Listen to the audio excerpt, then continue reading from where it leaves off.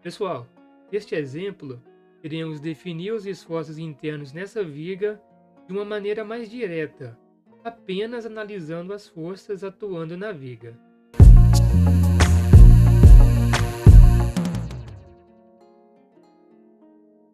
Olá, pessoas! Aqui é o William Ferreira, sejam bem-vindos ao Engenheiro em Construção. O objetivo desse exemplo é aprender a resolver os exemplos mais simples apenas analisando a estrutura, sem precisar fazer muitos cálculos. Em outras aulas, eu vou explicar as resoluções em detalhes, mas aqui vamos ser o mais objetivo possível. Como já sabemos o valor das reações de apoio, podemos calcular os esforços internos diretamente. O esforço normal ao longo de todo o vão da viga é nulo, visto não haver carga aplicada na direção do eixo da viga. Como vimos na primeira aula, o esforço cortante nos apoios é igual ao valor da reação de apoio no eixo Y. No apoio A, o esforço cortante é igual a 85,28 kN.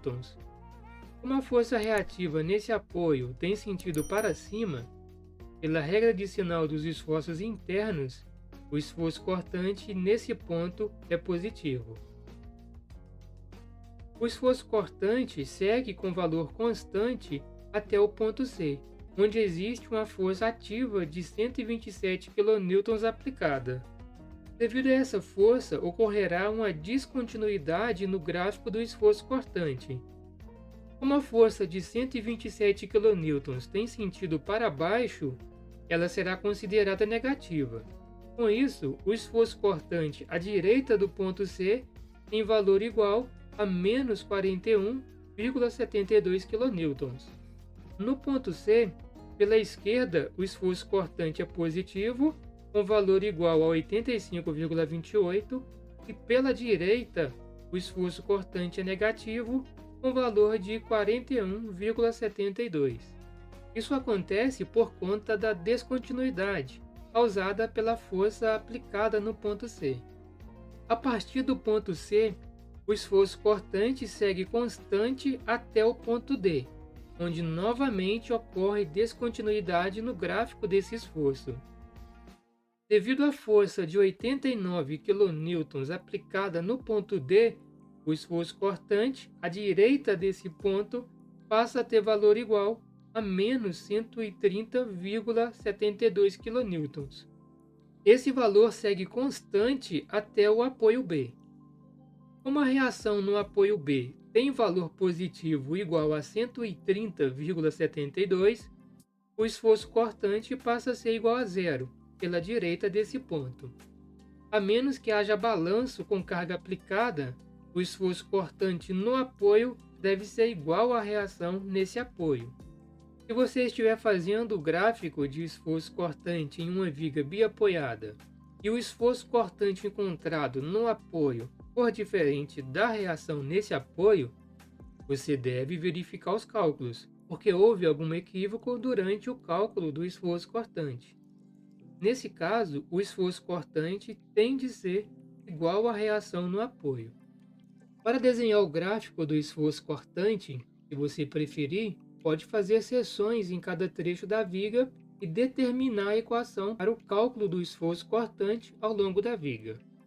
Na próxima aula, vamos resolver um exemplo utilizando o método das seções. O momento fletor nos apoios A e B são iguais a zero, por se tratar de apoio do segundo e primeiro gênero, respectivamente, e não haver carga-momento aplicada em nenhum deles dois. Para definir o momento nos pontos C e D, iremos fazer uma seção no trecho CD e considerar os esforços à esquerda da seção. Fazendo somatória de momento nessa seção, podemos determinar a equação de momento em função de x para esse trecho CD.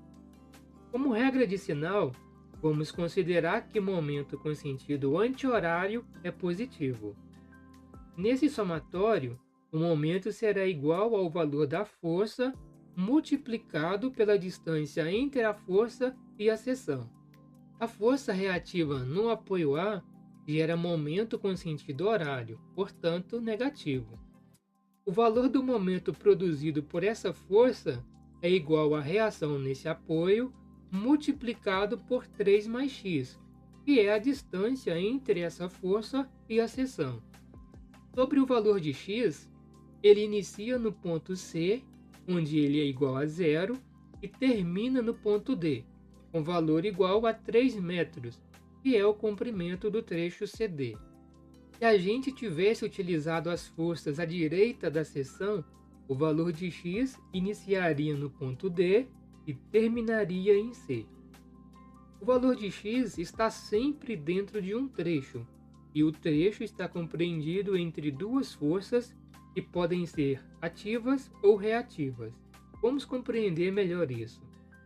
Nessa viga, podemos fazer 3 seções para o cálculo dos esforços internos. A primeira no trecho AC, a segunda no trecho CD e a terceira no trecho DB. Sempre que fazemos uma seção, podemos utilizar as forças à sua esquerda ou à sua direita. Na seção 1, olhando para a esquerda, o valor de x inicia no ponto A e termina no ponto C. Na seção 2, olhando agora para a direita, x inicia no ponto D e termina no ponto C. E na seção 3, olhando para a esquerda, o valor de x tem início em D e término em B. Conseguiram entender? Qualquer dúvida, pergunte aqui embaixo nos comentários. Voltando ao exemplo, a força de 127 kN produz momento com sentido anti-horário. Seu valor é igual a 127 vezes a distância x, que é a distância entre a força e a seção. M é o valor do momento na seção. Como o adotamos com sentido anti-horário, ele fica positivo no somatório de momento. Agora, pessoal, só temos que desenvolver a equação isolando o valor de m para obtermos uma equação em função de x para calcular o momento fletor em qualquer ponto compreendido entre os pontos C e D.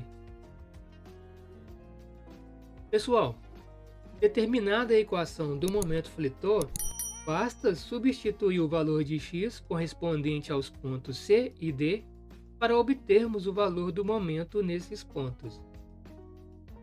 No ponto C, x é igual a zero.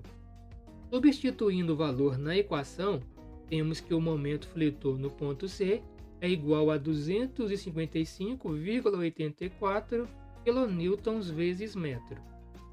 No ponto D, o valor de x é igual a 3 metros. Substituindo esse valor na equação, temos que o momento nesse ponto é igual a 130,68 kN vezes metro. Pessoal, com os esforços em cada ponto já definidos, podemos fazer o gráfico do momento fletor. No apoio A, o momento é igual a zero, e no ponto C, o momento é igual a 255,84. Na seção, adotamos o momento com sentido anti-horário. Pela regra de sinal dos esforços internos, momento com sentido anti-horário atuando à direita de um trecho traciona a parte inferior da barra. Momento que traciona a parte inferior da barra é positivo. No ponto D, o valor do momento é de 130,68. Esse momento também traciona as fibras inferiores da viga. No apoio B, o momento é igual a zero. Pessoal, aqui podemos fazer duas observações. Primeiro, devido a cargas pontuais, o gráfico do esforço cortante é formado por retas horizontais, indicando o trecho com esforço cortante com valor constante. E o gráfico do momento fletor é formado por retas inclinadas, segundo uma equação do primeiro grau. Segundo, no ponto onde o esforço cortante é nulo, O momento fletor tem valor máximo. Nessa viga, isso acontece no ponto C. E aí, pessoal? O que acharam dessa aula? Escreva aqui embaixo nos comentários para eu saber se vocês estão compreendendo. Na próxima aula, vamos fazer mais um exemplo de uma maneira mais detalhada. Se você ainda não é inscrito aqui no canal, considere se inscrever e ativar o sininho das notificações para ser informado quando eu postar mais uma aula aqui no canal. E se você gostou dessa aula, não deixe de dar um like no vídeo e compartilhar essa aula com alguém. Para vocês praticarem os conhecimentos dessa aula, defina os gráficos de esforços internos para essa viga. É importante colocar em prática o entendimento da aula, para você de fato aprender. Até a próxima, pessoal. Bons estudos!